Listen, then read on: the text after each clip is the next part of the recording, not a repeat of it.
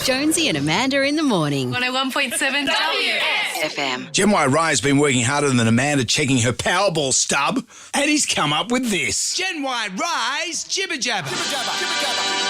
Let your jibber jabber. But I was just about to throw milk on you for my TikTok. Shut up, fool. This is why I'd never go on a road trip with Amanda. I'm feeling the urgency to go to the toilet, but it's okay because there's a foodery. The door has a workman on it and some tape. I go to the next service station and there's a big sign, toilet out of service. That's no good. So I went into another shell. I thought, can I risk it? I'm happy to buy things. Can I use your toilet? And he said, we don't have one. Oh, no. And he said, there's one across, a public one across the road. That's the one. A 6-lane highway. Oh, so when did you wee? When I got home. And I phoned ahead and I said to Harley and Liam, who's home for a few days, I said, get out of the toilet. I'm coming in hot. It's like Top Gun Maverick.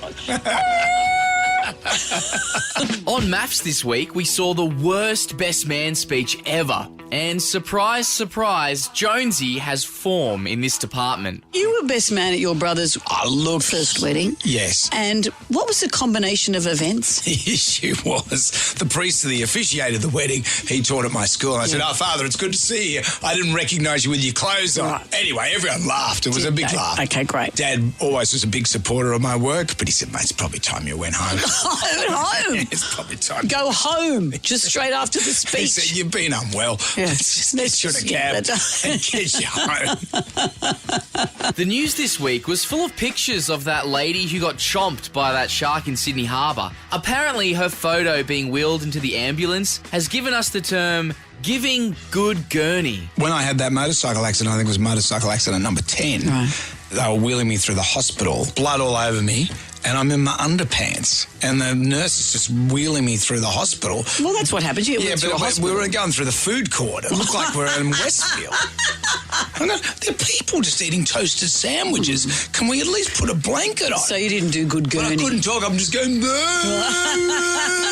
You did terrible gurney. I did terrible gurney. Australian Idol judge Kyle Sandilands spoke of his long association with Jonesy. I just miss our chats. A lot of people won't realise that Brendan and I lived in the same street in Brisbane and were very good friends. We could have been homosexuals if we didn't both love women.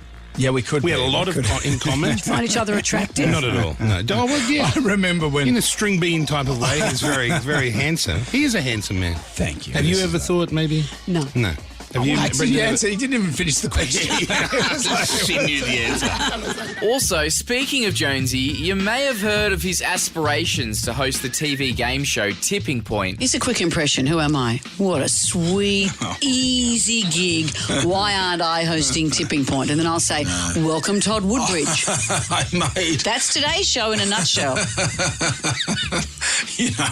What's this going to cost you? Honestly, like this gravy train's not going to run forever, okay? So we know where we're You have said it's a sweet, sweet gig. You've been kissed on the knob if you get that gig. That's how you talk about it. Yeah, that's what you say. Well, didn't those hens come home to roost when the man himself, Todd Woodbridge, came onto the show? Here's just a snippet of some of the things that Jonesy has said. I think you don't have to use your brain. They just pay your money and just go along and just... Well, there's another reason why you'll never get that gig. That's brutal. You don't have to think, goodness. It's a tough job, Jonesy. I feel like I'm able to show my personality that people haven't seen, and I've loved it. With the Australian Open the other day, introducing the Prime Minister and hearing the booing, did that make your buttocks clench? A little bit, yes. Yeah, good experiences. You never know in live TV what's going to happen. I wasn't expecting that. No. Well, it wasn't me down there going, that should have been my gig! It wasn't me doing that. And some advice for the PM. Next time he has to face a crowd. Well, Prime Minister, it's always great to catch up with you. Might I suggest next time you're at a big function, just scull a beer as they're about to yell your name out, because that seems to work. Australians love it. Do a shoey. No one's going to boo you doing that. So that's just my hot tip. That would be the go. That's the go, mate. Even in Parliament, do a shoey. Just scull a beer. Do a shoey in Parliament. I think that might have a cut-through impact. You'll definitely get another term out of that one. Well, boo to you two for making me do this in my birthday week. This has been Gen Y Rye's Jibber Jabber. Birthday week? You get slack for a week now around your birthday? Slacker. It's a thing. That's a thing. Birthday month. Jonesy and Amanda in the morning. 101.7 WS. FM.